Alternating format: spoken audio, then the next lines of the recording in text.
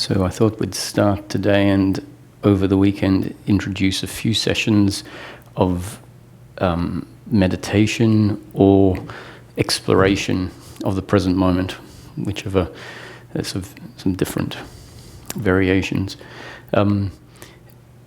Our thinking, and specifically what we can call the thinking mind, is something that is continuously running when it has a foundation on which it seems like that thinking is all important.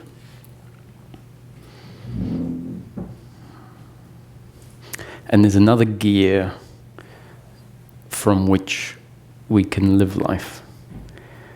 So sort of like two highways or two different gears.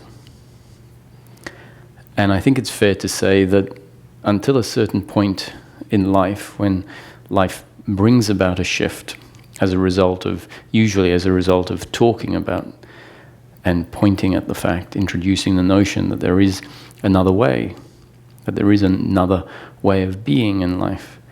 Until that happens, it's fair to say that we really have very little notion that there is the potential to live life in a different gear to the one that we have been.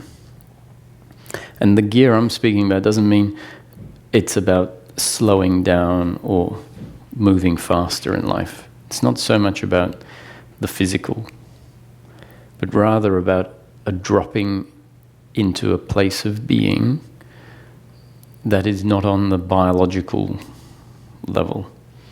It's a place of dropping out of the commentary. And we can drop out of the commentary, and the commentary can still go sometimes. It can still keep going.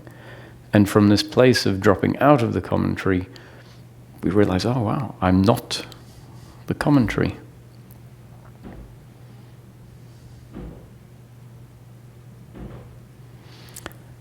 And we often don't tend to give the movement of the mind enough time to slow down.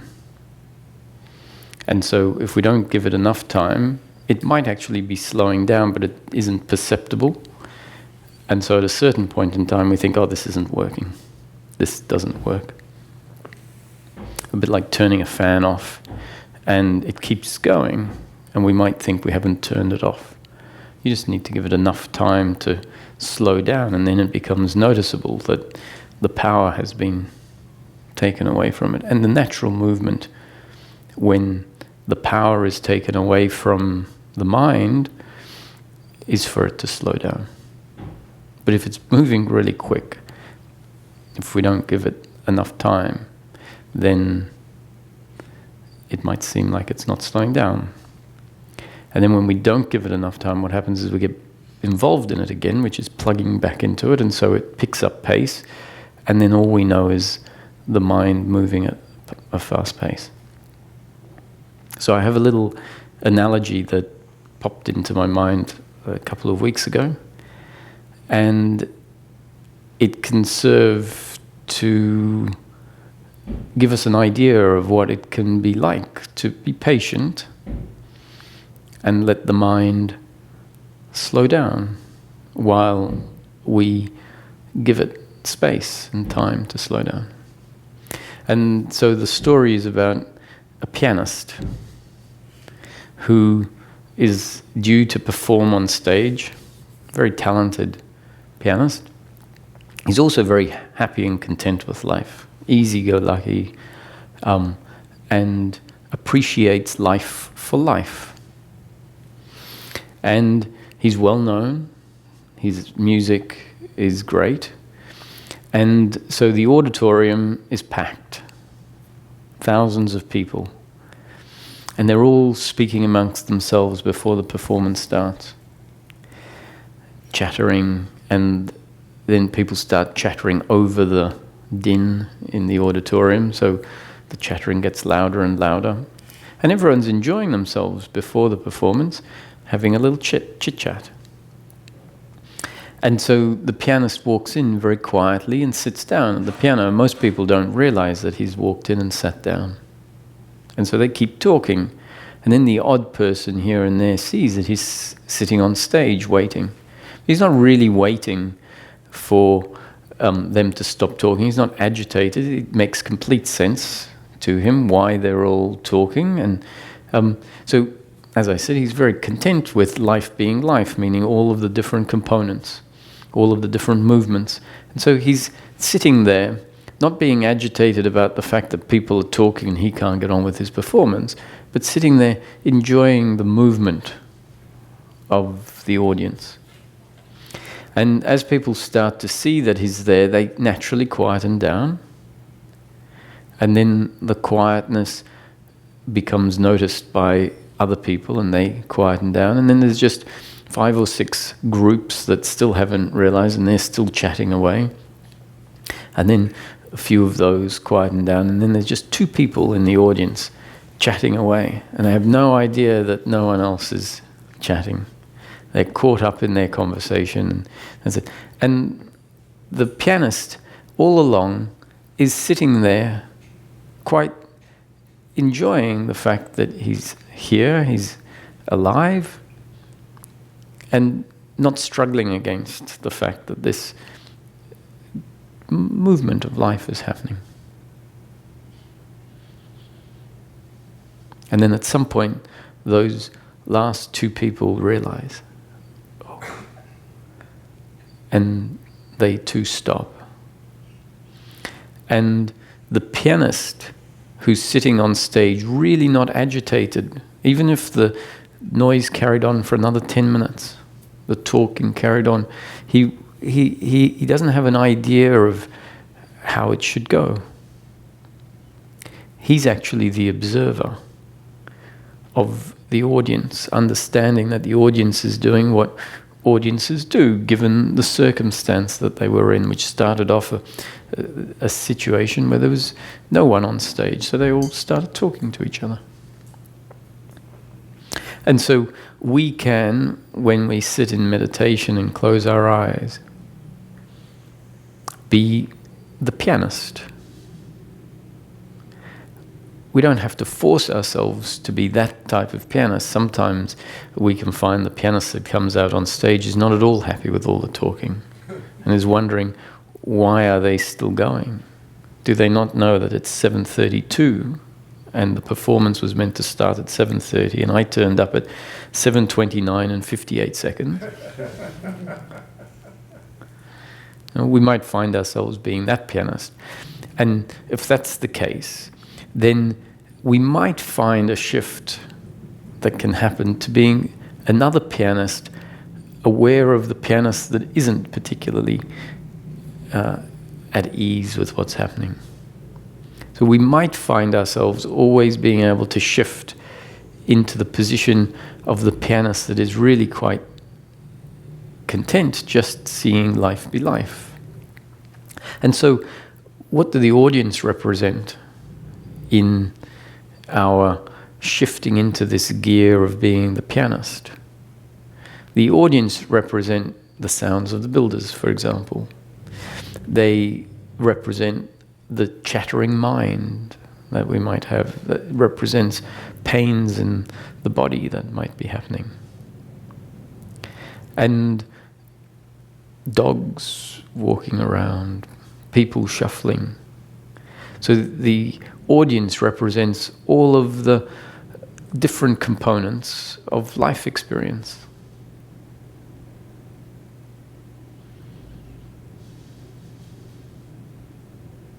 They're all welcome as part of what is in this moment, a life that we're not responsible for controlling,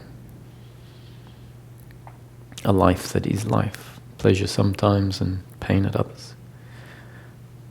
And so if there is a chattering mind that doesn't want to stop, that's part of life. So if someone asks, so what's your tip for meditation? I'd say, well, I don't find that it was my practice to meditate as a practice. I was never really one to strive hard for something because I wanted to become the best at it. That would happen if I was naturally interested in something. And I was never really the best at very many things. And so when it came to meditation, it was about allowing everything to be as it is. So you don't have a job to do.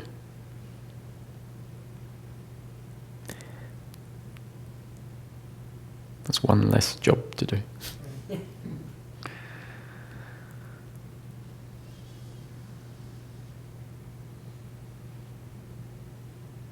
It isn't about sitting in a particular posture, although, having said that, I've found from my own investigation that if I were to lie down or slouch in meditation, that there was a difference in what I observed in the meditation as opposed to if I had a straight back.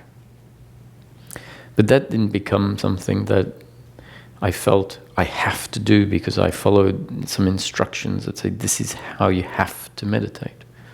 It's just something that if we start observing for ourselves, which means giving ourselves the freedom in times when we don't feel like having a straight back, to slouch or to lie down. And then from that freedom comes a deeper understanding based on our own observation.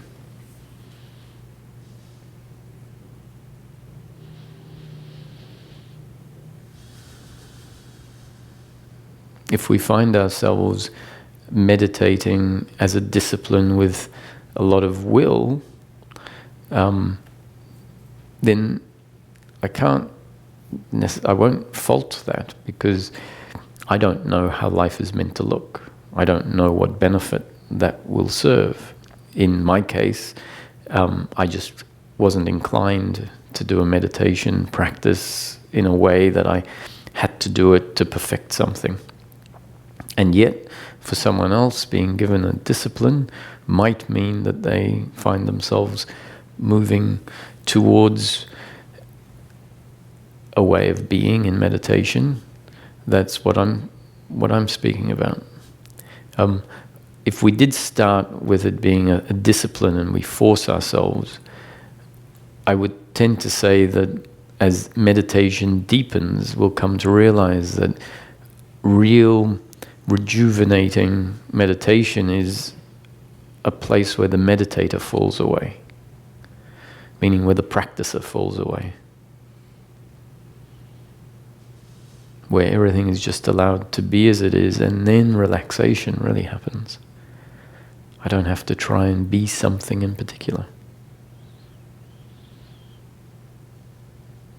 It's about dissolving or getting out of the way, the doership that is trying to control and become the best and achieve certain states of meditation. What happens if that falls away?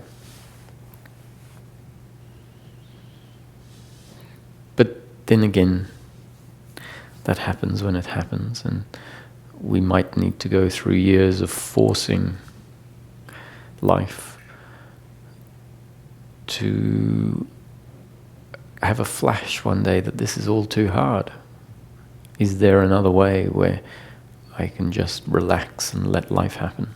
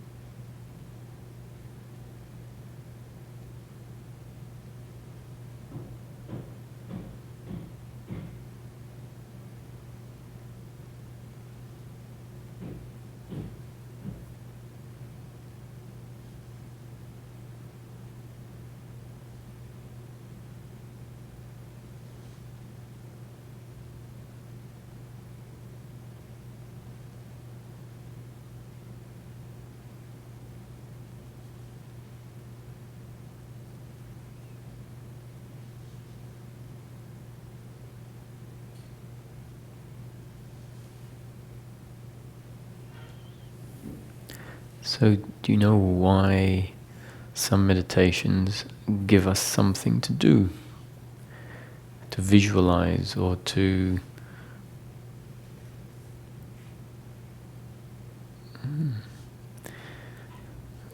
do something, whatever the different type of meditation is? It's usually because until we understand deeply that there's great value in just being, then sitting without doing anything just doesn't make sense to the thinking. It just doesn't know how to do it. It seems like a waste of life. And so being given a technique, something to achieve, something to aim for in a meditation, is a way of cutting off the thinking mind and focusing on an activity.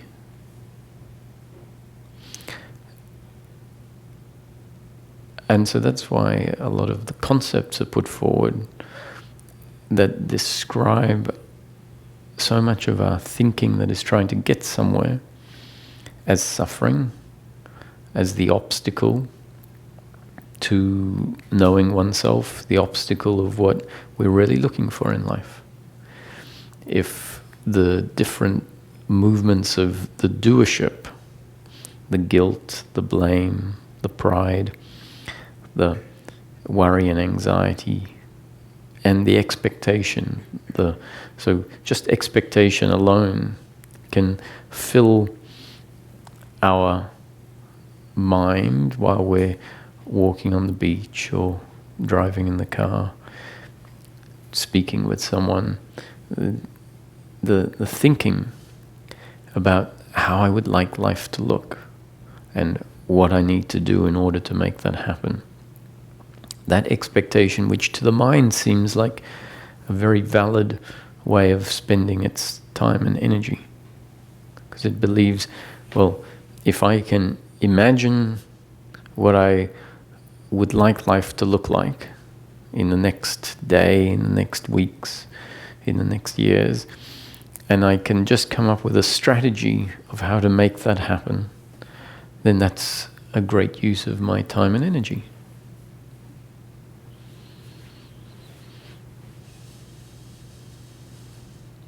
But we can see that that movement of mind is based on the deeply ingrained belief that my completeness, my happiness, my purpose is to get somewhere, to attain something, that my completeness is to be found in outcomes.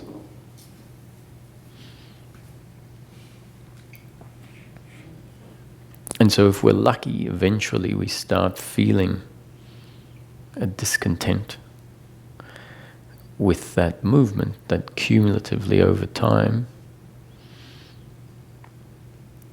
starts to create a sense that something's not quite right, a feeling. The feeling is an accumulative disconnection from self.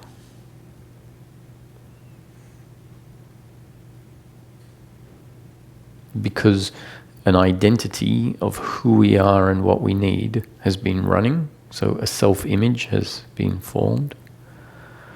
And that self-image then blossoms into thinking that seems relevant to that self-image. And the self-image is not what we are. The self-image is a thought form, a belief that life has deeply ingrained in us, a certain movement that says this is what you are and this is what you need and this is how the others need to behave and this is how I need to behave and this is how life needs to look. And when life turns out different to that,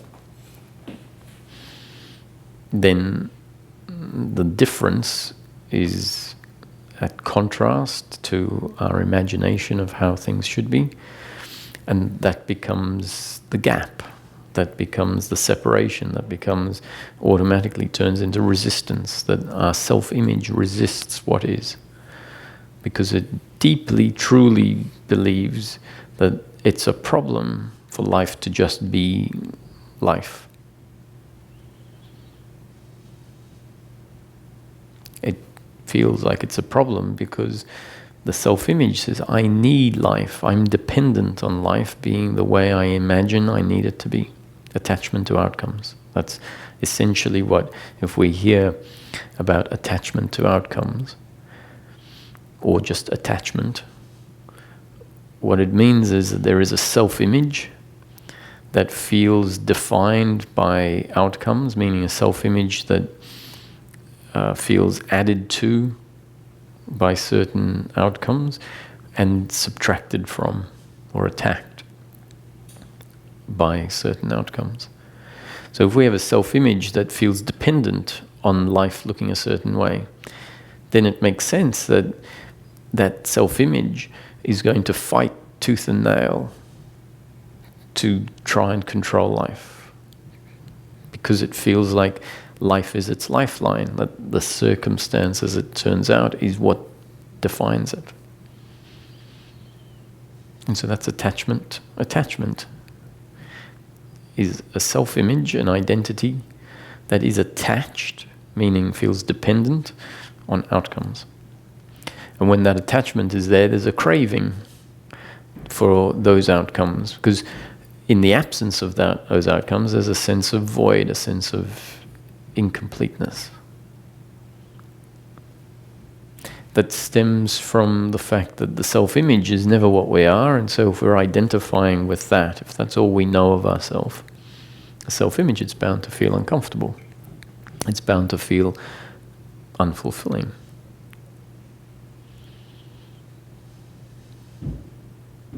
And the great mystery is that the human being our core,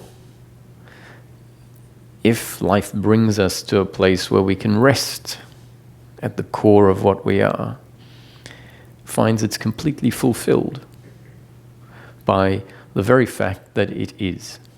The fact I am. Not I am successful, or I am doing this, or I'm working hard, or I'm X, Y, and Z. Just the fact I am. And moving from a place of that connection to self is self-contenting, is satisfying. Not at all if there's an idea that says life is about X, Y, and Z, that my purpose in life is about X, Y, and Z.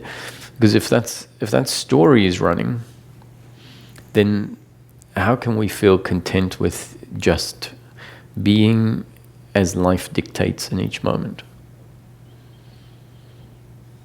So it is essentially a belief system from which certain types of thinking stem.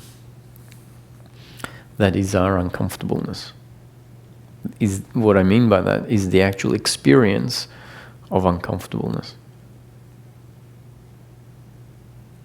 So let's make it practical. We have the deeply ingrained belief that my completeness is to be found in outcomes. Let's say that life has done its job as it tends to do as a default to start off with, puts this belief in place. And someone lies to you, disrespects you, let's say a close friend or a partner, behaves in life a certain way and then lies to you about it. And when we realize that this is what has happened, it can be taken very personally. A whole story arises, our attitude to what the other person has done and what it means about me. And it doesn't even seem like it's mind-made, because there's a feeling of being attacked. There's a feeling of despair or disgust that arises, and we don't realize that this feeling is based on a thought identity, a belief structure that exists inside of us. It feels like this is who I am, and this is the circumstance is an attack on who I am. It feels concretely real.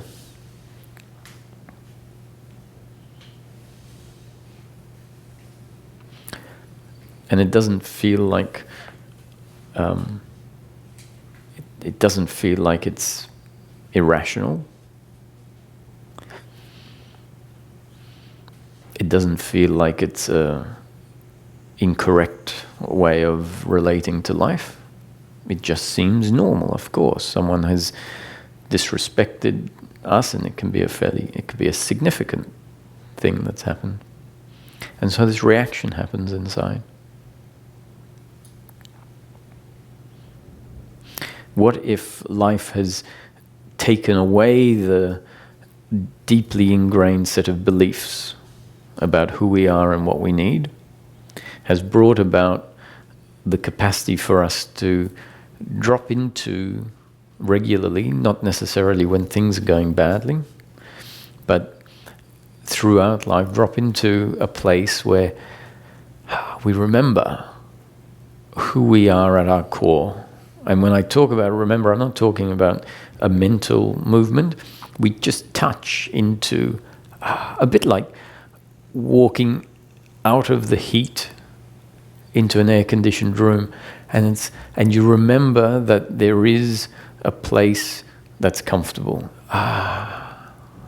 Air conditioning. So it's the remembering isn't about a thought, it's about being in the comfortable place. So now I'm talking about two different sorts of comfort here. It's an analogy, so I hope not to confuse the situation. The air conditioning coming in is physically comfortable.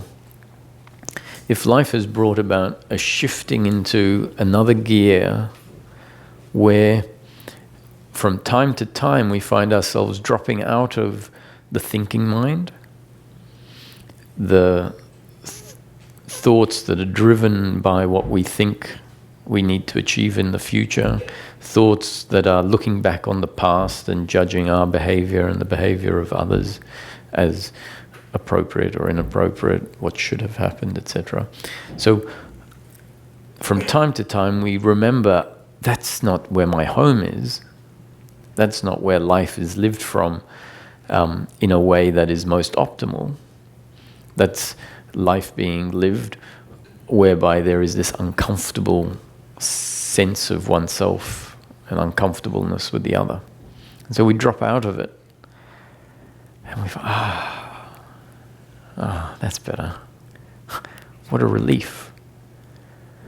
Now, why is it better? It's better because we drop into, let's say, the core of what we are that is in and of itself self-contenting. It is complete. It means there doesn't need to be something more added. So we can stop seeking and be and rest. And that doesn't even mean that we stop functioning in daily living. We can drop into this place and go about washing the dishes, go about driving to the shops, go about entering into a meeting, a business meeting with someone. And when we're experiencing life from this place, and we find ourselves still living daily life, we find that there's no denying that the outcomes are still pleasurable or painful. We're not dismissing the outcomes on a biological level. So if we drop into this place of being and we're eating an ice cream from this place of being, the ice cream on a biological level is still pleasurable, assuming that you like ice cream. And if the ice cream's too cold and it sends a sharp pain up your teeth, then that's painful. And if someone tells you that, or you find out that someone has done something that's not in line with your relationship setup, not in line with the agreement that you've come to, then that can be painful. Not what you would prefer. So there are different sorts of pleasure and pain. Biological pleasure and pain, emotional pleasure and pain, financial pleasure and pain are the three categories that I use, that Ramesh used, to encompass the different forms of pleasure and pain that we're going to receive inevitably as we go through life. Life, the flow of life, not in our control. We find ourselves turning up in life, and the way that it unfolds is a mystery until it unfolds. So we all came here today and I had no idea what I'm going to say, but you definitely didn't have any idea what I was going to say. So we turn up and it unfolds a certain way.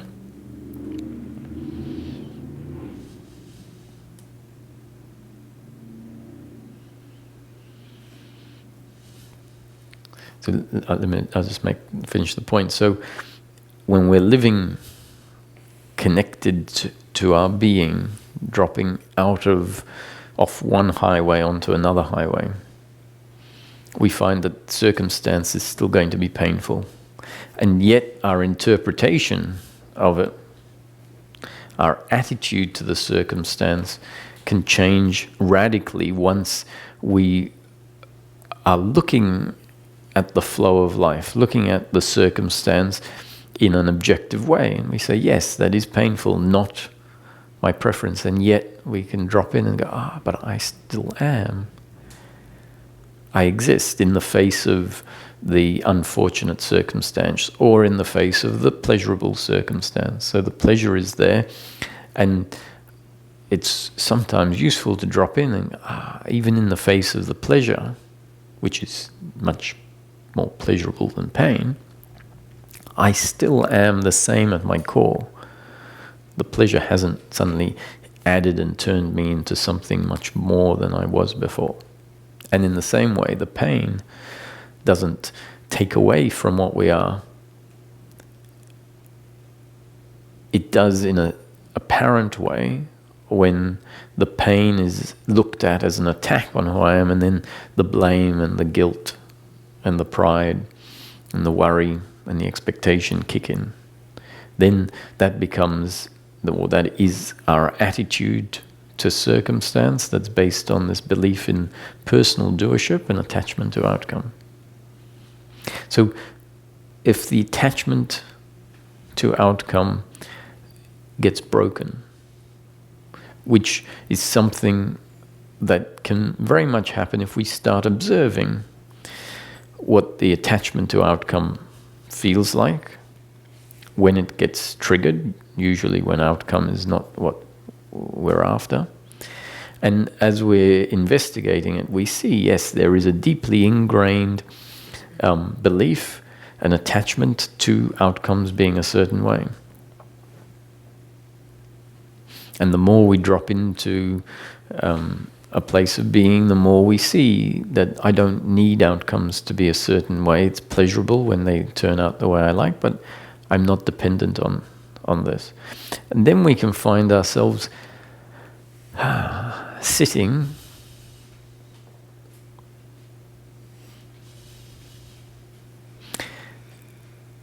we might find ourselves sitting in the middle of a planning session that we realize is turned into expectation about how life needs to look, meaning we've become overly involved in the outcome being a certain way. We might realize that it's created a disconnection from the core of who we are. And then it makes sense to us with this new understanding. I can just stop mid-sentence, so the planning could be halfway through, and our thinking might say, "Oh, let me just finish what I'm thinking." And the wisdom just says, "Just stop," which previously would seem like, "No, I can't stop. How stupid! Let me just finish what I'm thinking." And if we realize that this thinking is not a practical form of thinking that's actually going to get us an outcome. We've been thinking about it for the last 3 hours over and over and over and over. We might have figured out the practical part of it in the first 5 minutes.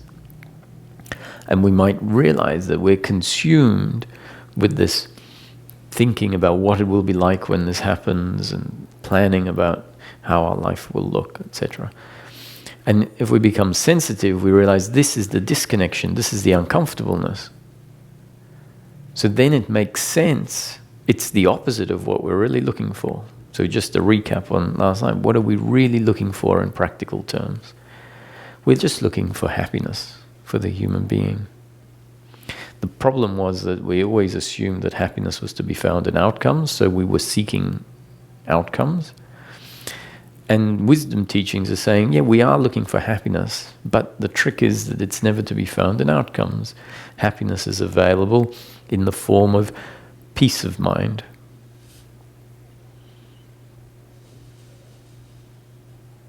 And that peace of mind stems from knowing oneself. So we could say that peace of mind is our nature.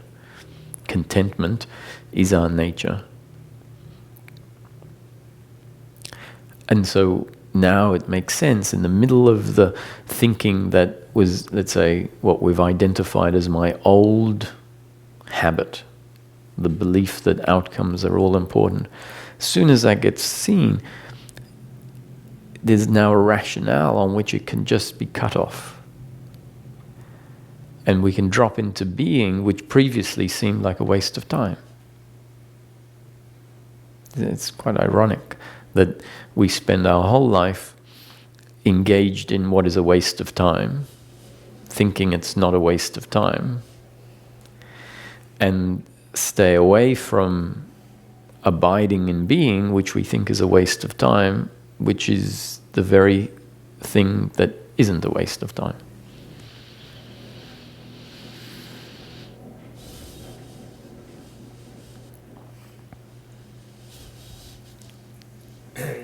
answered it as you went, so that was good. My question was about... Just for the sake of the recording, for those. About the pianist. Mm-hmm. Is he, and you talk about like life comes in two flavors, pain and pleasure. The pianist, really calm. Pain comes. Does he have to recollect himself at feeling the pain? Does he momentarily go into like an ego kind of, oh, that hurt. And then he goes, no, it didn't hurt. Or is it just like watching it go by? So the pianist represents an attitude to the flow of life.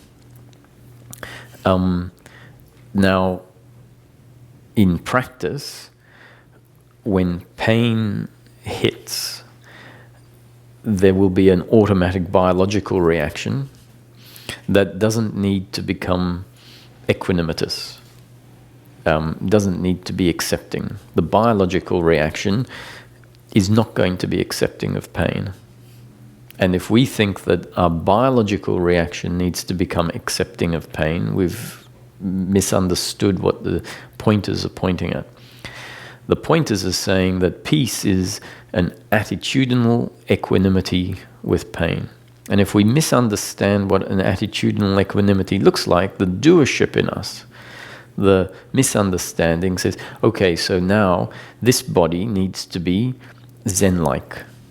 That's how it interprets peace of mind and equanimity, Zen-like. So that means that if someone pushes me aggressively, I have to sit there like a Zen Buddha with no biological response. And that will be my peace. That will be me being Buddha-like.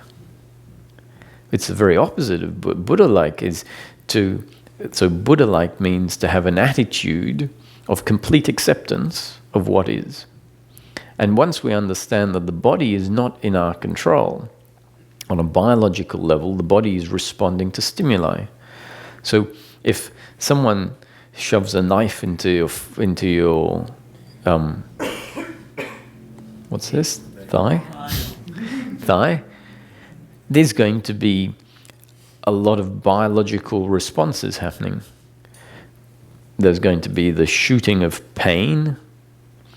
There could be a ow, and the hand can go out and punch them or push them away. Makes complete sense biologically. All of that can happen before there's any attitude of hatred and blame towards them. If we find ourselves then for the next 10 years hating the person for what they did, then that's our attitude to the circumstance. It doesn't have to be 10 years, even, so the biological reaction happens vertically in time, and then the attitudinal reaction is horizontal in time. And so if we end up with an understanding where we're expecting the biological to function a certain way, that just is our own expectation of how life will look. So there are plenty of sages in history, well, not plenty, but enough, thankfully, for us to, at some point, not make this mistake. Enough sages that had a temper and were irritable and got angry. And so they would have outbursts of anger, and assuming that they are Buddha-like, their attitude is that that anger is a biological reaction arising as part of the flow of life, and that there is no judgment of their reaction, their biological reaction. They don't carry it with them. They don't have an expectation that they should act a particular way in each moment. Which, this gives me an opportunity to talk about something that's always amazed me, and it keys back into the attachment to outcome that humanity has. So we see examples of, or gurus or people that talk about this liberation, and they don't become saints. And so they function according to their biological makeup, and that isn't always perfect. In fact, sometimes it's far from perfect. And so scandals then happen because people have this idea still deeply ingrained that this liberated person is bound to be a saint, because isn't liberation about now delivering pleasure, pleasure, pleasure, pleasure, based on a deeply ingrained mistake about what our happiness is. So people could have listened to these teachings for years and years and years, still hearing that the freedom, or even though what is being said is that the freedom is not about becoming a perfect human being, but coming to have an attitude that is much more understanding of how life actually functions. That life on a flow of life level, which includes the biological reactions, is not in our control. And the basis in this teaching is, as you're aware, that on a biological and psychological level, we have been designed by life based on two factors, our genes and up-to-date conditioning. The sperm and the egg came together, a growing process happened that we weren't in control of. We actually are a result of that growing process. So the body grows into its form and is continually growing. And from the time that that organism came into existence and started growing, it is conditioned by life. And so in each moment, the functioning of the body on a psychological and biological level is dictated by these factors that we're not in control of. And yet we don't recognize this. And so we have some imagination that I can function differently in each moment to how I actually function. So then it becomes this idea, oh, I should have done this, I should have done that, the other person should have done this and should have done that. And so a sage isn't saying, I've now become a perfect biological instrument that is only going to deliver positive outcomes. They're saying, I understand that what I am and what the other is an instrument through which life is functioning. The psychopath is also an instrument designed by life through which life is functioning. The saint, the same principle. And so the sage is not saying that this liberation is becoming a saint and no longer being a psychopath. This is saying that I understand that life happens. The seekers don't always understand what is being said, even though it's being said. Why doesn't that understanding happen? Because life up to that point in time hasn't brought about the changes that are required. The deeply ingrained belief of doership and attachment to outcome can be extremely deeply ingrained, and so it doesn't matter how many times it's heard, it can remain in place. And then one day, a particular example is given or a particular event in our life happens, and it's like, I get it. And we might realize that we've been listening to something for years and years and years, and our brain is completely flipping what it's hearing, fitting it into its existing mold. And so in Advaita, in history, when sages, let's use that word, a man of understanding or a woman of understanding, has functioned in a way that has delivered pain to society, and they then have to suffer the consequences of this, and they're asked, how can you have done this? And so they go about giving the explanation. And the explanation is, well, I'm functioning according to my genes and up-to-date conditioning. It's not my doing, it's a happening. And so then people say, Oh, that's very convenient for you to say that, isn't it? It's known as the Advaita shuffle. How do I get out of it? Huh? What if it's true? This is the thing, the deeply ingrained attachment to outcomes, meaning that society or the seekers want life to be pleasure, pleasure, pleasure, pleasure, thinking that's what the purpose of life is, or that's what will fulfill me. Can't hear that explanation, because that explanation doesn't give them pleasure, pleasure, pleasure, pleasure. It just seems like a justification for life being painful.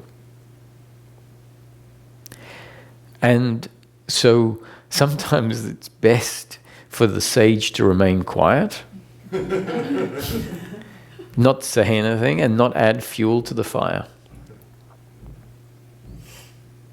Just suffer the consequences of the punishment that society is going to dish out, and quietly, internally understand that it was their destiny to be designed that way, to have the understanding, which means their internal peace, for them to be designed to deliver an outcome that was not appreciated by the people around them, to be punished for that, which they see as the flow of life, pain, and then the consequence is pain. And with a deep understanding, there won't be the arising of shame and guilt, and there won't be the arising of blame towards the people who are, one, delivering a consequence, and two, maybe delivering a consequence that would be less if there was an understanding of how life unfolds. Yeah, the Advaita shuffle. What if it's true?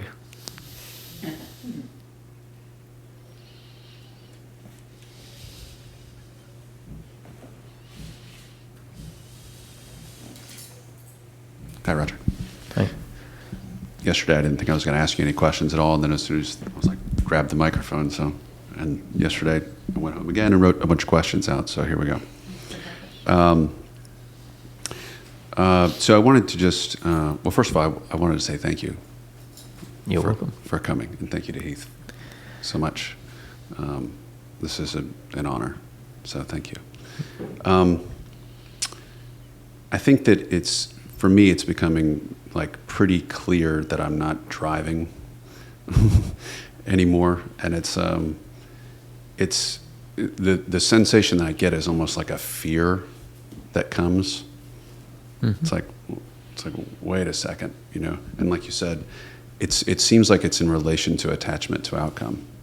Mm-hmm. It's like as soon as you realize, if it's true that I do not know what I'm doing, really, just a bunch of programs are running here, and I'm not driving, then the fear is like, wait, that means I can't get the things that I think I need.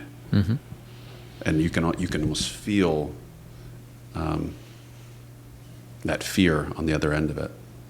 Mm-hmm. And I'm not really asking for any advice about that, but I just wanted to confirm that is something that can happen. Yeah, it makes a lot of sense if we understand the dynamics of why that's happening. It's because really what's happened is, on the one hand, the understanding that my completeness isn't dependent on outcomes has in that moment been forgotten, meaning there's still remnants of the attachment to outcomes. And at the same time, we're hearing, I'm not the doer, I'm not in control. And so that mix where we still, in that moment, are feeling like I need outcomes to complete me, and so there's misunderstanding there, but then there's the understanding, I'm not the doer, I'm not in control of what happened. So that mix is scary. But if this part falls away, which is the misunderstanding, I don't need outcomes to be complete, then the fact we're not the doer is not a problem. Because it's like, I'm not the one in control, but I don't need to be, because my happiness isn't dependent on outcomes. So when the existential fear or the fear arises, it makes sense if that mix is in place. And it doesn't mean that we have no idea that my completeness is not to be found in outcomes, because this process has a lot of flip-flopping in it, as you know, is that we can live in flip for a month or 2 months where we feel completely connected, where circumstance happens and it's inconsequential on one level, where we don't feel attacked by the circumstance not working out. And there's a deep recognition. I must know, not intellectually, but on a deep level of my makeup, that what I am is not affected by outcomes, because I find myself living. And then suddenly you wake up one morning and you're in flop phase. And the flop phase, you know, when you go out into the kitchen, you open the fridge and someone's used the milk up, and this internal resistance arises at the fact that someone has used the milk up and you can't have your coffee in the morning. And suddenly where's my understanding gone? Or where's that flip, where's that peace gone? So there is this flip-flopping phase. So the fact that it happens doesn't mean we know nothing about our non-dependence on outcomes. But it just means in that moment, the remaining, the remnants are still are firing.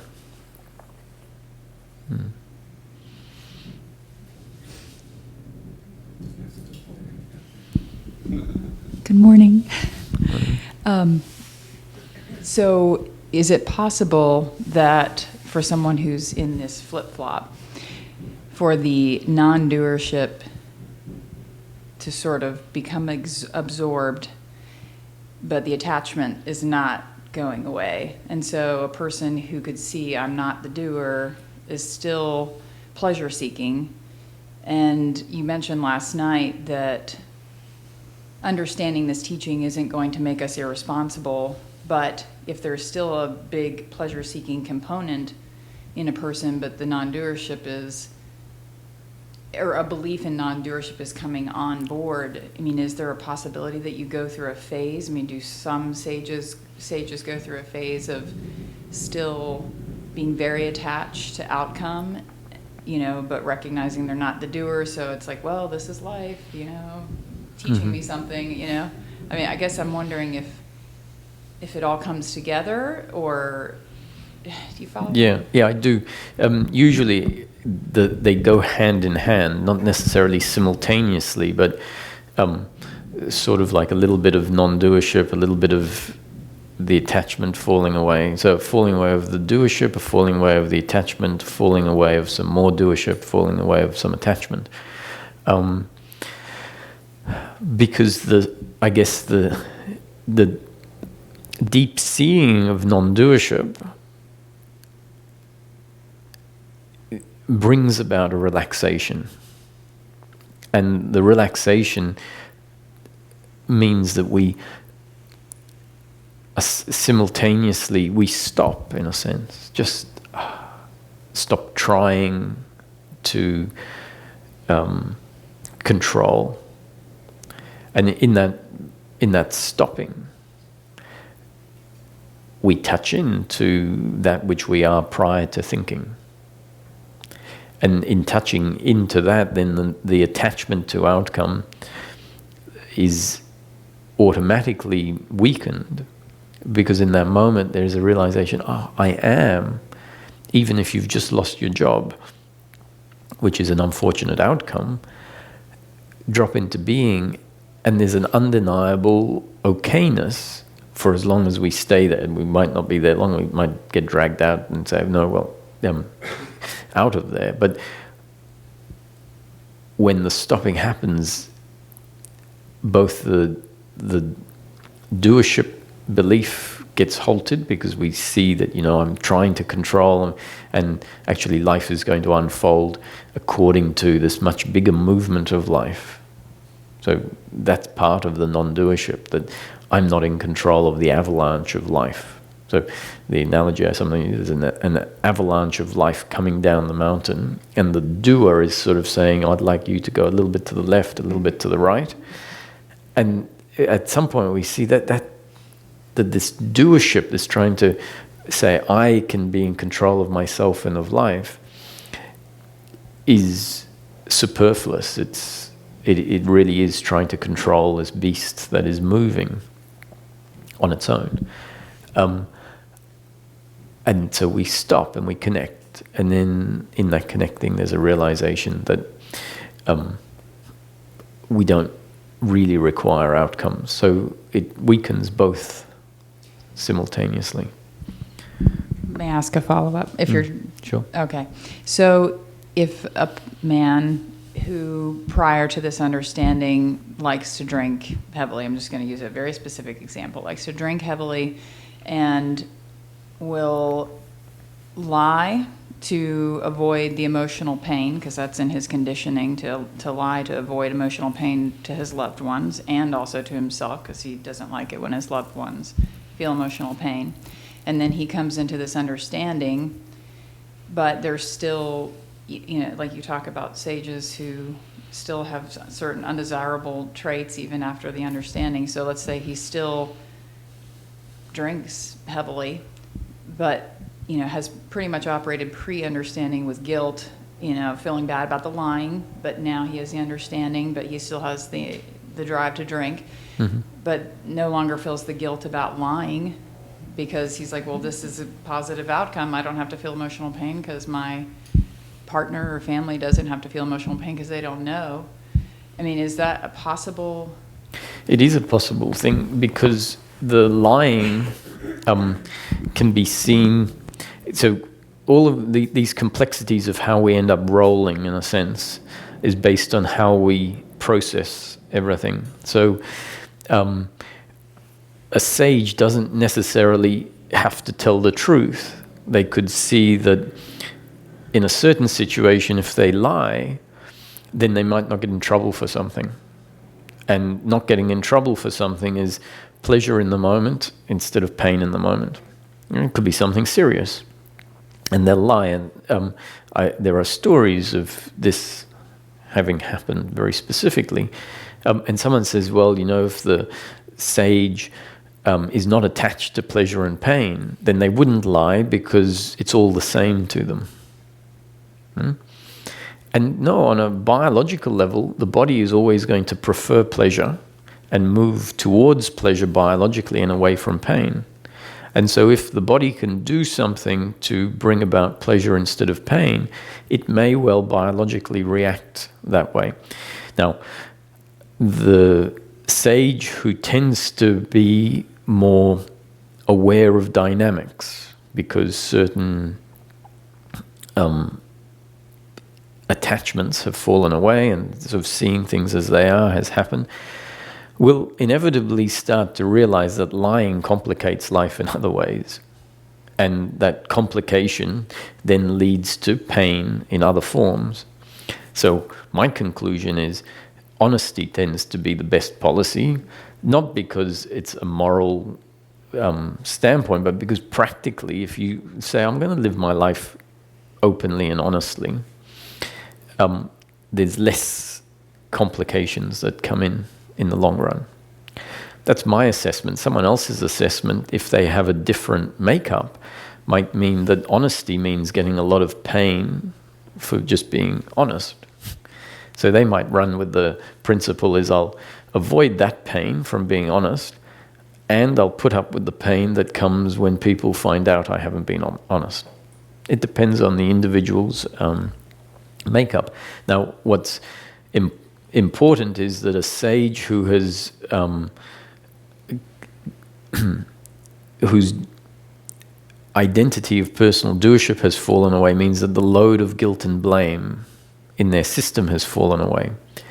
So if we take drinking as an example, usually drinking in an addictive form is driven by an uncomfortableness that is driving the person to numb out or to seek a pleasure to cover that up. So in the case we're talking about, if a sage continues to drink, it means that they're not drinking because there's an underlying uncomfortableness of suffering. It's just a biological preference of theirs. And so Nisargadatta Maharaj was confronted by a seeker, a Western seeker, and she was a bit disgusted by what she saw. She said, here you are talking about liberation and freedom, and you sit in a tiger's skin, and you smoke beedies, little cigarettes all day. And so he looked at her and said, I didn't kill the tiger, and I've been smoking cigarettes my whole life, and I like it. Why should I stop now?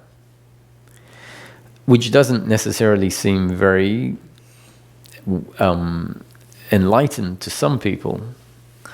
And from another perspective, it's completely not buying into her story of what life should look like. And maybe that's where the freedom lies. And the reason this doesn't sit well sometimes is because it touches a sensitivity in someone who hears it, a sensitivity which is stemming from our attachment to outcomes that have been put in place in the past because circumstances have been interpreted a certain way. Now, those circumstances can be quite traumatic circumstances that happened. Well, the trauma comes when it's interpreted a certain way, but they can be quite extreme circumstances that have happened.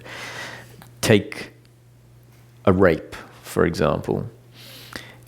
If that situation happens and it's looked at with a certain attitude, which can't be helped if that's the way that life has designed humanity. Designed humanity, one, to attack another in the form of the rape in the first place, and then secondly, for the act to be interpreted with the deeply ingrained belief of doership and attachment to outcome, which means it's taken to be a complete attack on who I am, primarily because we know ourselves only as the physical.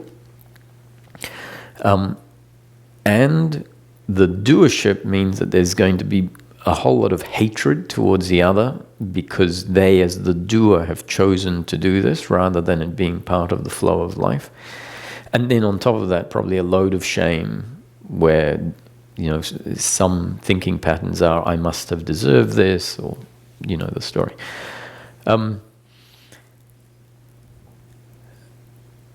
So, what was my point going to be? These events can happen in the past, and they can be quite extreme on a biological level. So a rape is extreme on a biological level. And then if you add the attitudinal on top of that, it becomes not only extreme on a biological level, but extreme on an attitudinal level, which leaves in place a sensitivity. It's then something very personal. And so when we hear the account of life as being pleasure or pain, and it's described that life is by default going to be painful, it's not acceptable because that description touches in on a tenderness inside, a sensitivity. And my assertion being, and when I say assertion, very loosely, being sensitive to the fact that these events are extreme. There are events in our life that are extremely unfortunate, meaning on the pain spectrum, very intense pain. What I suggest is that if the doership dissolves completely, if that energy that was locked away at that time dissolves completely and the energy comes out, then hearing about pain as part of life will have a different sense to it than when that event has been locked away as being extremely personal and an attack on who I am. So what I've described is not how we should or shouldn't think, because you've heard the teachings enough, hopefully, to understand that the teaching isn't saying this is how we should function. The teaching is saying this is how we do function according to our genes and up-to-date conditioning. It's not an option. We function the way we're designed, and we might find ourselves exposed to teachings that are just new conditioning. So that's all this teaching is. It's new conditioning that can change or will become part of our up-to-date conditioning, and some new conditioning can radically change our up-to-date conditioning. And so if the new conditioning that life delivers radically changes our up-to-date conditioning, we can find ourselves automatically relating to life differently. So that doesn't mean that, oh, now I've achieved it, now I've become successful as the doer, now I am able to see life as a happening and not my doing.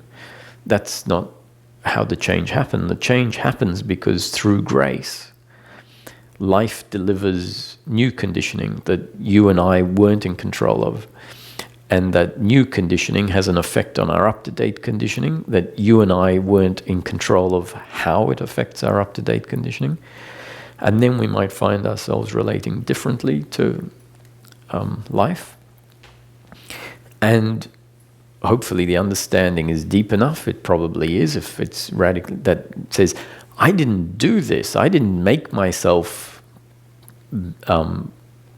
function more optimally in life on an attitudinal level. That was a happening according to the broader movement of life. So then the sense of non-doership applies to our change. We see that the change is always happening. So that I wanted to throw that in, that if we give an explanation of life being sometimes pleasure and sometimes pain, and that people, including liberated people, are going to function in a way that still delivers pain to society, probably unintentional, because the motive of intentionally hurting someone won't be there. And yet unintentionally the pain can still happen. That can sound like, no, this isn't right. And I wanted to provide an explanation of why it can seem like, no, this isn't right. Did you have a follow-up, or had we? Yeah.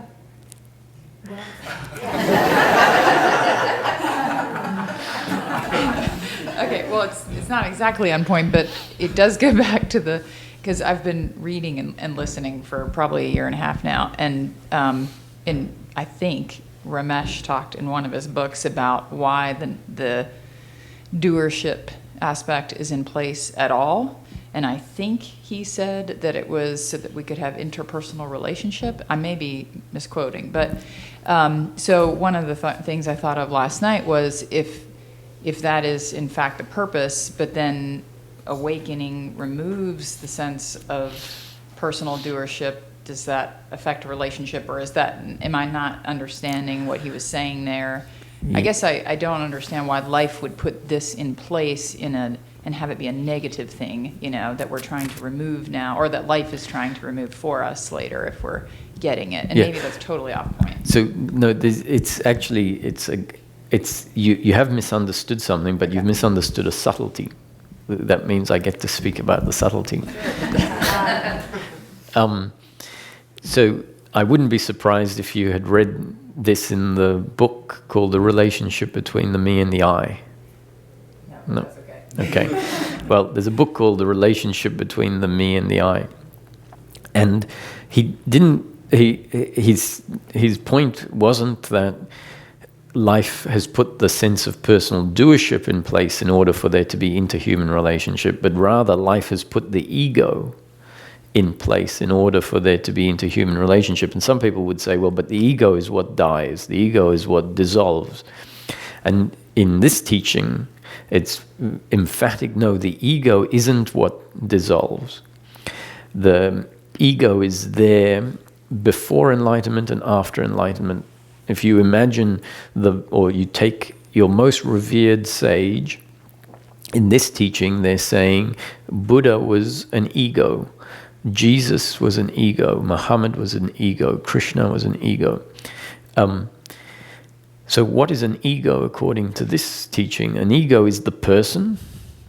And what is the person? The person is essentially impersonal consciousness of source, identified with a particular body-mind organism, identified as name and form. If there wasn't a person identified as name and form, now the word identified is used in other teachings as being the problem, we're overly identified with our thinking or our thing. So in this case, identified means functioning through. So the person is a result of impersonal consciousness linked to a particular body-mind organism, the vehicle, and then functioning through that vehicle as personal consciousness as opposed to impersonal consciousness. So impersonal consciousness is prior to the human incarnation. So impersonal consciousness can't have a relationship with another. The other is identification with name and form of impersonal consciousness. So in order for life to be what life is, and we could say life is interhuman relationship, there had to be the identification with name and form in order for interhuman relationship to happen. So what is Roger? Roger is impersonal consciousness linked to a particular body-mind organism that's unique. And then the resulting factor is a personal consciousness, which means the awareness of daily life from this perspective. And everyone's the same. It's the one consciousness functioning through all of us. So in a way we can say it's consciousness speaking to consciousness and consciousness listening to consciousness, which allows me to go on to another story of Ramesh. So when I went with a deep realization before listening to his teachings about what non-dual duality is pointing at, that all there is consciousness, that there is no individual person. What we are is formless awareness and not the body. That, in a summary, is what you could say some traditional top-down Advaita teachings are pointing at. And those teachings created the awakening to that. What they tended to do was cover up what was still very much here in life that was arising, because the teachings were pointing at the bit that wasn't recognized, the formless awareness that is not the physical, etc. Attention moves to that, and there can be an awakening to that. But then the bits that are said to be you're not that tend to be pushed to one side in a bit, and we lose the bigger picture point of view. And so when I went to see Ramesh, he asked me, so what brought you here? I said, it's the teachings of Nisargadatta that I've been immersed in. And he said, so what do you understand of those teachings? And I said, well, you could say that consciousness is speaking to consciousness and consciousness is listening to consciousness, because, as I just described, it's the one consciousness functioning through each of the body-mind organisms. This will go to your email, Prudence. That you wrote a couple of days ago, this topic, this discussion. And so my standpoint originally, when I saw Ramesh, was this basically non-dual understanding that there is no person. And so when I said, you could say it's consciousness speaking to consciousness and consciousness listening to consciousness, Ramesh said, Roger, don't be ridiculous. Right? Roger is speaking to Ramesh, and Ramesh listens. And then Ramesh speaks to Roger, and Roger listens. And my world was like, inside, I was going, no. It's taken me 4 years to see that there is no Roger and there is no Ramesh. Everything is just consciousness. And his point was, after an awakening to the formless consciousness, where we understand that in theory everything is consciousness, and we can have states that sort of give us a behind-the-scenes glimpse of the nature of life, meaning that the consciousness aspect is emphasized. And those glimpses can be there for months or years. We can find ourselves resting in a way of seeing life that makes that everything is consciousness aspect very palpable. And I thought that that was the liberation in a sense. And his insistence was, no, there is a Roger and there is a Ramesh. And you can't deny that. And I was thinking, it's taken me 4 years to see there is no Roger and no Ramesh, and here you are telling me that there is a Roger and Ramesh. I said, this is not for me. You know, this is kindergarten. This is like where I started. And so the only way I could reconcile what he was saying is if I kept coming back, yeah, but all there is consciousness. So Roger and Ramesh is consciousness. Roger and Ramesh is consciousness. Going back to all there is consciousness. And then at some point it dawned on me that I can't admit to myself, even silently when I'm sitting in my room, that there is Roger. And in practice, I feel like, less so then, because I was more interested in seeing that there was no Roger. That was what the movement was about then. And so the experience was much more of, there's just an arising in consciousness. But if we stop hanging on to that and we just sort of come back and do a little bit of this, which is I realized that I was so immersed by the certain teachings that were telling me something that I was now overcome with a new set of beliefs that was preventing me from sort of just saying, okay, you know, there is a Roger. And when I realized I can't get the words out that says, I am Roger, it dawned on me, it's like this big, there was a big aha moment. And then I realized, oh, I think I'm hanging on to one side of the coin too absolutely. And so that was great, because then I came back and go, oh, there is a person, but what is the person? The person is not what I thought the person used to be. So I previously had a different idea of what the person is. The previous idea was the person is a separate, independent entity in an objective world that is in complete control of everything it thinks, says, and does. Then life showed, no, the person is an arising within the world and it's functioning according to God's will, let's say, or the creation. And so the old idea of what a person is dissolved. But then there's space for us to come in with a new idea of what a person is that doesn't need to mean separation, doesn't need to mean a non-dual misunderstanding. So we can come in and go, oh, the person is the instrument through which life as interhuman relationship happens. They're the vehicles where two people share a life together or a moment together. And does that expression or does that incarnation of Source need to be accompanied with the belief in personal doership? No. See, you're shaking your head for the sake of the camera. This is great. It doesn't. In fact, the ego, which is the incarnation of impersonal consciousness linked or identified with a particular body-mind functioning through the body-mind,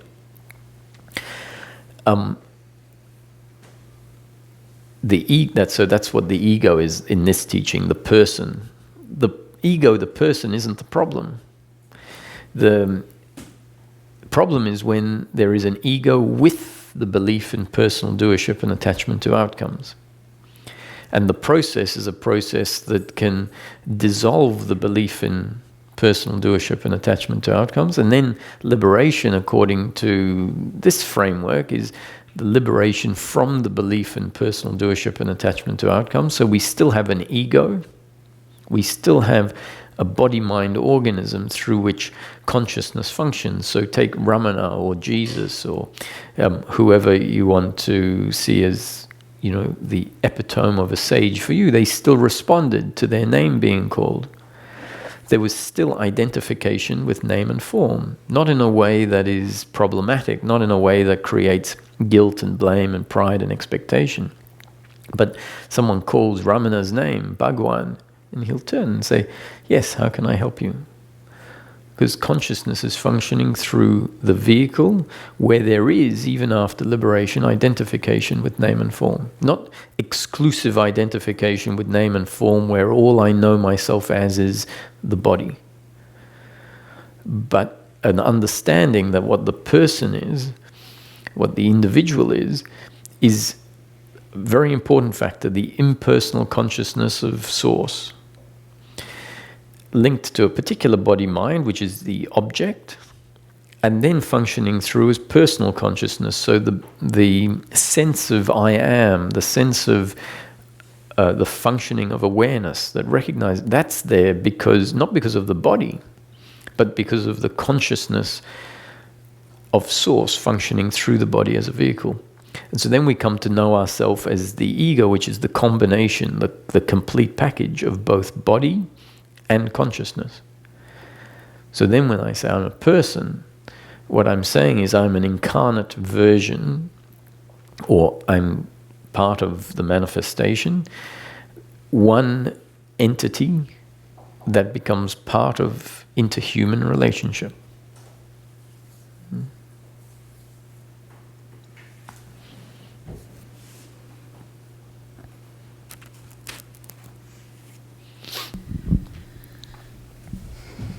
In this teaching,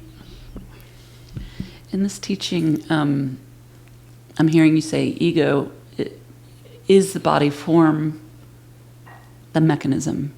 Does the ego also survive death? No. Can there be, in the oneness, still? I'm going to match personality and ego a bit here, because of, again, various channelings, various things, this person came through, still as oneness, but is there a middle way of communication still from that after death? So in this framework, because we're interested in happiness for the human being, and so that's where what we sort of don't get lost in thinking that we're looking to communicate with the dead or understand the workings of the universe. So in this teaching, it's clear. It says the ego will always exist for as long as the body is alive. The ego came into existence, so the ego didn't come into existence when the body came into existence. The ego came into existence when consciousness finished its identification process, which started at a few months old. When you see a very infant baby, it's quite apparent, if you know what you're looking for, that the awareness, the consciousness hasn't settled in with knowing it is the body. So a baby can, a few month old or month old, will hold its own hand and have no idea that it's touching itself. Which means the sense of I, the awareness, hasn't centralized in the body yet. And as it's exposed to life, that has the effect of starting the process of this identification of consciousness with name and form. And it finishes its process more or less around the age of 3 years old. That's when it's really kicked in, and that's when the kid starts tantruming and saying me and mine, and I don't want to share that's my toy. So it's now started, not primarily because of the identification with name and form, but because of the accompanying belief that has started to set in based on the experience. So identification with name and form creates a certain experience of being the one functioning. And when that becomes the experience, then the belief sets in, oh, I am the one, I am the doer. So that's when I am the doer and what I need, and so the me and mine kicks in, not because of the identification with name and form, but because of the accompanying belief that gets set in place. Which is why liberation is not about the ending of identification with name and form, but about the ending of the belief that got put in place shortly after identification with name and form. The I am the doer, I am in control, and I need this and that. So the belief gets dissolved as life starts bringing about a seeing,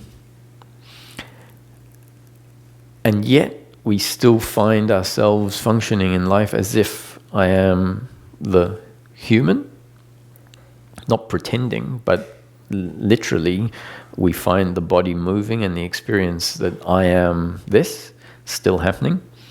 And it's the best of both worlds.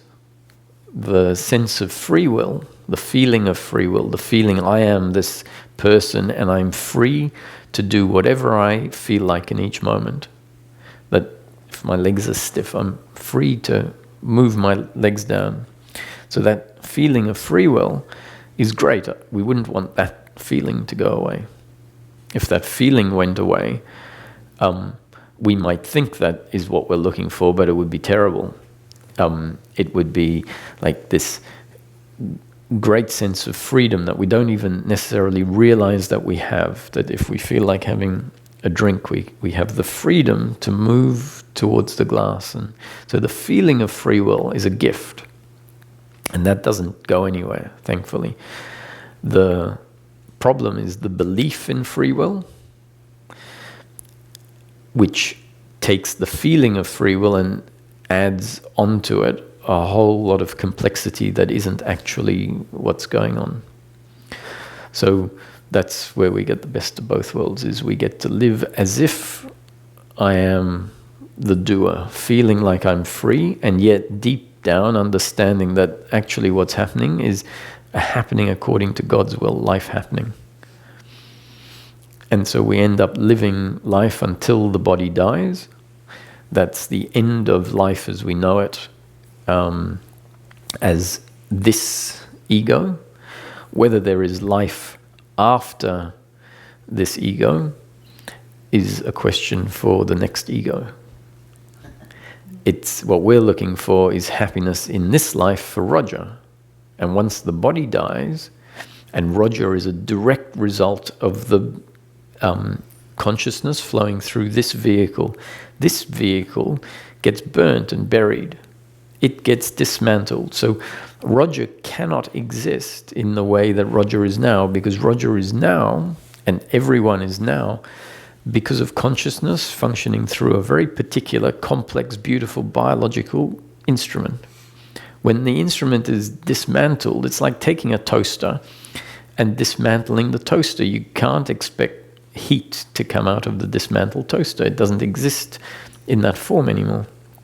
So Roger exists now as a result of this body-mind organism, and we're looking for happiness for Roger or Heath in this life.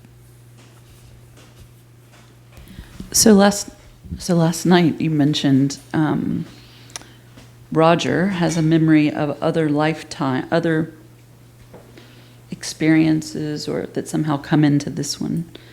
So I don't know if that's correlating at all to this, and I think I just didn't make clear at all what you said last night. But along those lines and what we're talking about today, is there a correlation? Well, there's something we can say that's useful to talk about, and that is that there has been experiences of memories, or what I could call memories, energies that are very similar in the way when you have energies from childhood coming up that included doership and attachment to outcome in them. So repressed energies of shame or blame.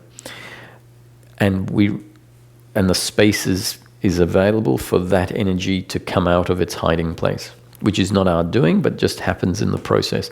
It becomes very clear when we feel that that's an energy that was locked in place in relation to an event that happened when I was 5 years old, let's say. And as part of the same phase of the process of these energies coming up and out, there was an experience of an emotion and a vision of an event that had nothing to do with Roger's life. Had to do with Thomas's life, a man that was very different in structure to Roger. And yet, that energy came up and was experienced as part of my personal consciousness. So the model has to accommodate for that.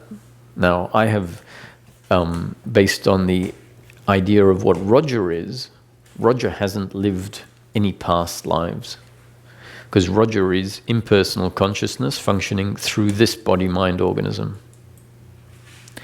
So Roger hasn't lived past lives. Roger has only lived this life. And yet, included in this body structure, there seems to have been an energy from what seemed to be someone else's past life. So the model says that even though Roger has only lived this life, Roger is a result of this particular body-mind organism and consciousness functioning through it, it appears that the creation of life can carry forward unresolved energies from lives lived previously, and those unresolved energies can become part of our belief in personal doership and attachment to outcome that at some point needs to be processed and released. So did Roger live a past life? The explanation is no, Roger only lives this life.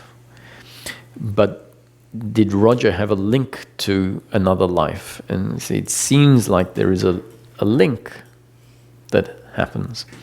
And so this is important in that it makes it clear that there isn't a transmigration of a soul. That the soul dies essentially when the body dies, or that there is no separate soul that transmigrates from one life to the other. But what seems like could happen is that some data, the energy of doership and attachment to outcomes, unresolved desire, unresolved fear, unresolved talents, and maybe even insights, at the end of a life may get stored somewhere on a psychic cloud or something. And then those unresolved energies, which are not a person, they are data from a person's life. So it isn't a soul. We can, hopefully that's clear. It's just data, meaning how a particular event was interpreted. And that data can become part of this body-mind organism's genes and up-to-date conditioning. Particularly, we would say, part of the up-to-date conditioning that was carried forward from some other life. Now, these are concepts based on how life has been observed from my particular perspective. I don't see it as truth. What that means is, because an emotion and a vision of an event arises, that doesn't prove that that is a memory of a past life. Not my past life, but just a life that has been lived. I can't deny that experience on a particular day happened, and there was intense sadness, let's say, in the experience, and there was a vision of a wife and a child and a living environment. I can't deny that was there, but it doesn't come with proof that was someone's experience of life in the past. So it's an interpretation of what these things are, but in such a way that interpreting it this way has led to the availability of a framework that seems sufficient to hold life as it unfolds, at least to be able to label, to be able to allow us to understand the internal and external landscape in a way that is sufficient to bring about the end of suffering. Mm-hmm. In the past, you've shared, which I thought was really fascinating, of a seemingly past life where in this life you have not had a lot of suffering. And I'm going to say the word, you attribute it to a memory or an understanding of what you were before, or what the energy was before. Well, I say that if we look at the model I just described, that there is a sort of linking of one life to another life to another life, that I am somewhere in the chain after a lot of hard work has been done on coming to understand the nature of life. Because from a young age, I found myself functioning intuitively in a way that's quite different to, I guess, what society would say, this is how you should function. I remember several events in my teenage years and early 20s where I responded to circumstance that now, even if I describe them, people would say, well, that's a bit unrealistic to respond that way, or not very, what were you thinking? And I say, well, I wasn't I was doing what I intuitively felt to do. And it showed that I was much more prone to follow a feeling rather than a set of shoulds and shouldn'ts. And when the non-dual teachings presented themselves in the form of books, the process happened. It happened very quickly. The understanding was very much there about what the teachings were pointing at. The realizations, the revelations happened quite in a short period of time, very fluidly. And if I saw people on the street holding up placards about the end of the world, from the Bible and what have you, I'd always wonder why they were taking these quotes so literally. As a 10-year-old, I'd go up and have a chat to this person about why he was so pessimistic about things, for example. And so how do I explain that understanding that seemed to be intuitively? I explain it as being a fact that that identity of doership and attachment to outcome must have been worked out in lives that I didn't live. And so the blueprint that I was given is essentially a blueprint that didn't require much refining in order for the end of suffering to happen. So let's be clear, I'm not making any claims of being a superhuman. I'm just saying that what we're talking about here is where peace of mind sets in, peace of mind regardless of circumstance. And peace of mind is simply the non-arising of suffering in the form of guilt, blame, pride, worry, and expectation.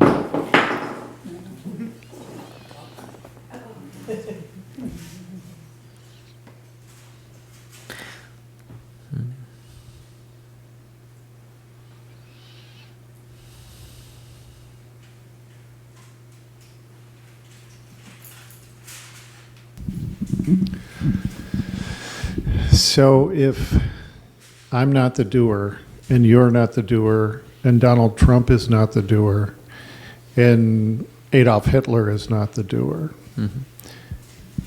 if I look at the world in that perspective, then I can't be, or it seems I can't be upset with Adolf Hitler and the Germans for exterminating so many people of different races.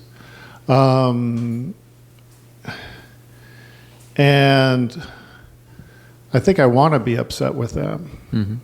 I think there's some sort of thing that feels like we can't let that happen again. Mm-hmm. That shouldn't happen again. We must improve.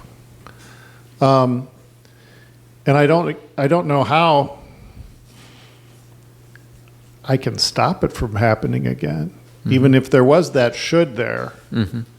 But there's something here that doesn't want to let them off the hook. Can you speak to that at all? Sure.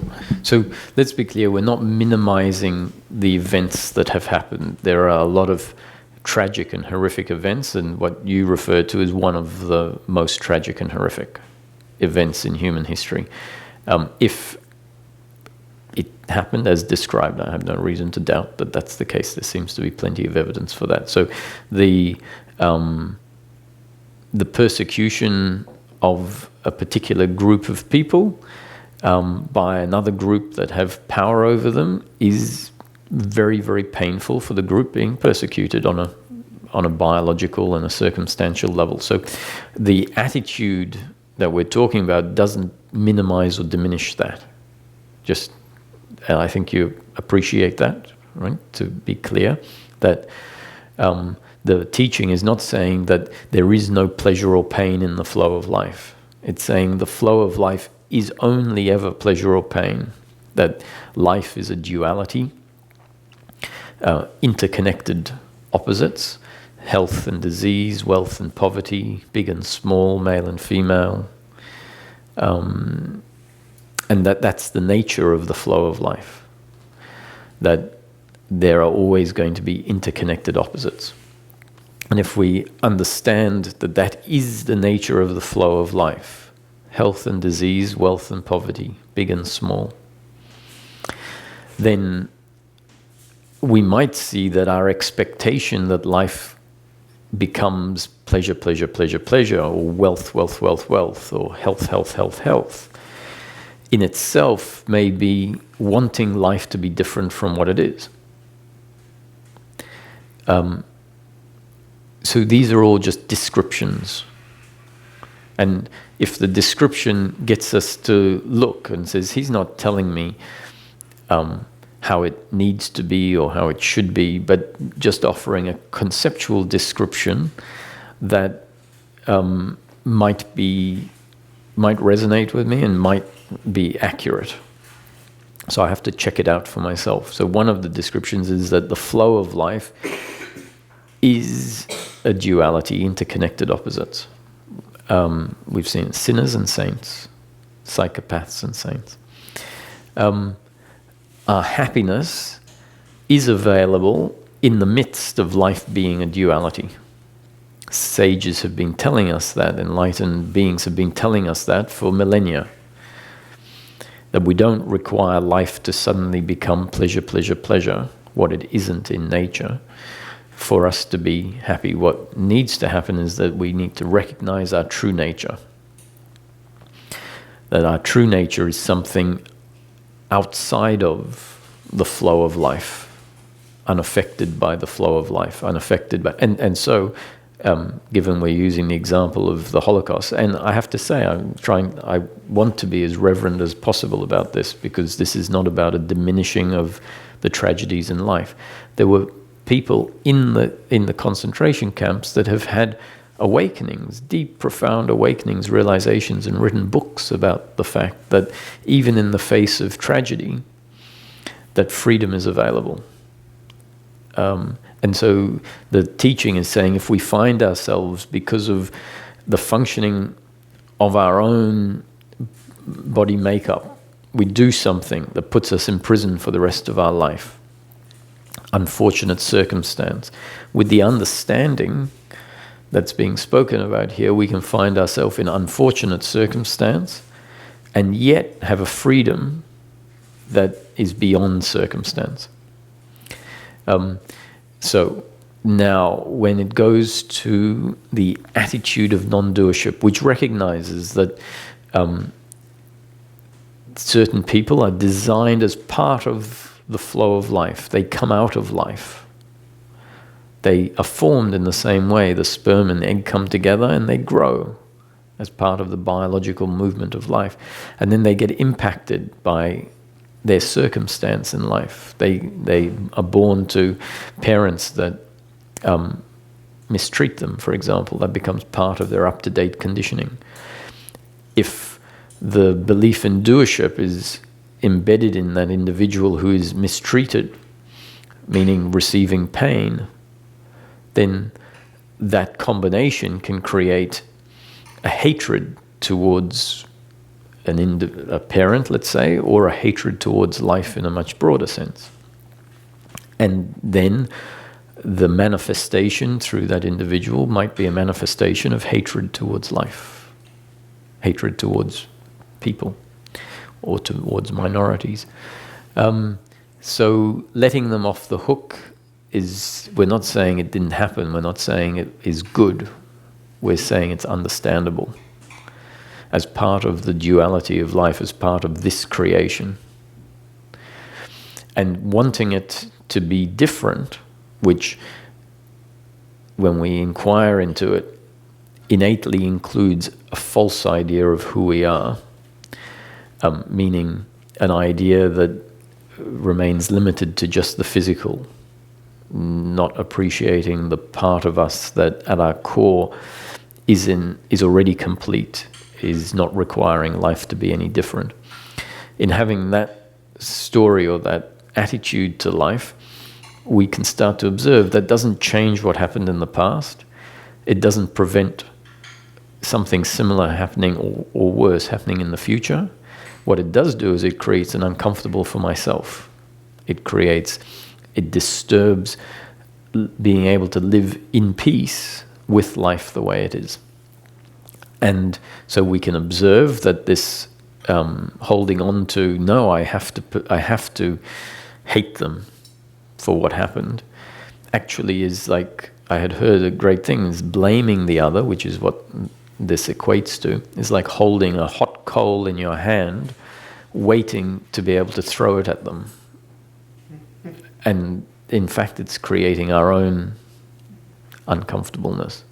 So if we realize this, and we realize, wow, this blame is not changing the situation, it's not punishing the perpetrator, it's disturbing my experience of life. And furthermore, if that changes and we find ourselves not thinking about the past, not looking into the future, does it mean that we don't find ourselves capable of acting responsibly and maybe even acting in a way that is proactive? And the answer is no, it doesn't preclude us from functioning that way. What it means is that if there's a situation, so with acceptance of the past as the past, acceptance with the present moment as the present moment, and understanding the future will unfold as it's going to unfold, something I'm not going to be able to control or know. With that understanding, we might find ourselves in a situation faced with something that can be done in this moment that may well deliver an improvement in the outcome. And so we do it because we see I can do something right now. There's a person starving on the street, and if the impulse is to feed them, then we feed them, and we understand that the outcome is not in our control. So if we feed them in the form of giving them $50, we've done something concrete without having a whole story about how life should and shouldn't be. There's a situation, we're free to do whatever we can in this moment, and then the outcome not in our control. They might go and buy a shot of heroin and kill themselves. Or anything. And so that means we can be an activist if we want, but without an attachment to outcomes. Meaning, I'm going to work really hard at this project that I feel is worthwhile. I'm going to engage in the process and in the project, not as if the other is my enemy or my competitor, but rather that the other is simply life functioning through the other. So if I'm a Greenpeace activist and there is an oil company, it's not me against the other. The oil company is not the enemy, not the competitor. They are part of life, and in this moment there is an urge arising in this part of life to do what I can to bring about change, understanding the outcome's not in my control. That, to me, would be a happy activist instead of a bitter activist.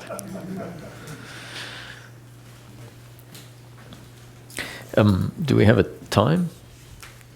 12:39. Okay, so we'll, So do you want to wait till after? no, not if it's pertinent to what we're talking about. It's actually pertinent to what you're speaking about now, but it's back to the avalanche. Mm-hmm. So with personal doership, I completely understand you can't tell the avalanche which way to go or, how to react, but you are reacting, right? I mean, so isn't that a form of doership? If you're reacting to you're not changing the course of it, but you have to react. Yes, so there are two parts. There's the part of us that is on the biological level, and that is the bit of us that's on the biological level is part of the avalanche, right? That's if a rat came running past, biologically I might put my feet up. So that's part, the rat running past is part of the avalanche, part of life unfolding, and the lifting up of my foot is part of that as well. And then there is our attitude to what is happening. And the attitude is not part of the flow of life, but it is part of life overall. So the word, the flow of life, is referring specifically to circumstance. And so one part of our reaction is circumstantial. So the biological reaction, and even some thoughts that are of the working mind that say, oh, I need to remember to put some money in my wallet. That's part of circumstance. It's not my attitude to circumstance. And then the other part is our attitude to circumstance. Like, I don't know why that person functions that way. I hate them for who they are and how they function. That's my attitude to the circumstance. The circumstance is how they function. If I found myself circumstantially being pushed by them and pushing back, then that's the biological reaction, not my attitude. But afterwards, if I'm blaming them and blaming myself for having functioned a certain way, that's attitude. Now, both the biological and the attitudinal are part of life, and both of which are dictated by our genes and up-to-date conditioning. So both the way I respond circumstantially and the way I respond attitudinally is according to life, and so there never has been a doer on any level, on the biological or the psychological. Even if the reaction is one of blame, that is a belief in personal doership, but it hasn't created a doer per se. It's a belief in personal doership where I believe that the other is independent and I am independent, but that belief is part of the non-doership movement of life. It's been inserted in life as part of the genes and up-to-date conditioning.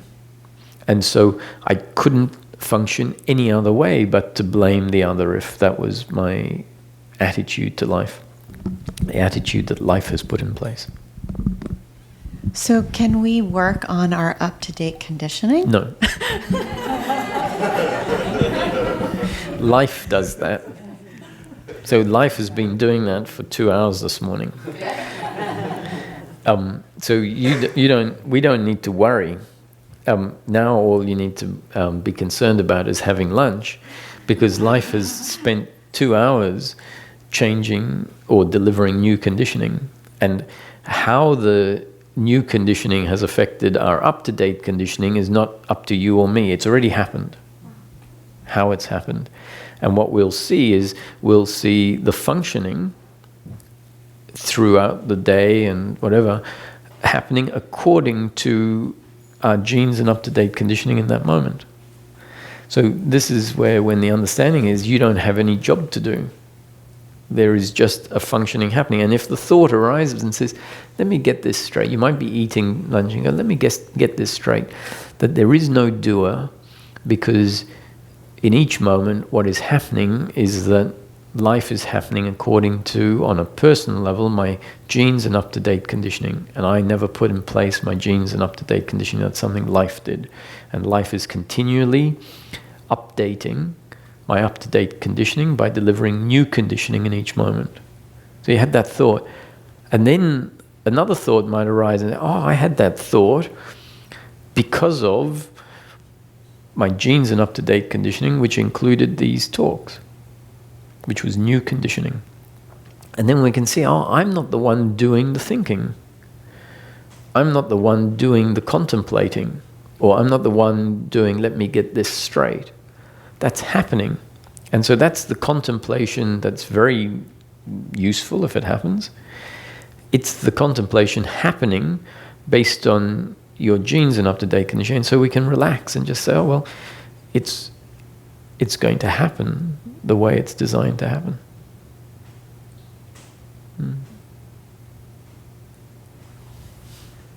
Thank you.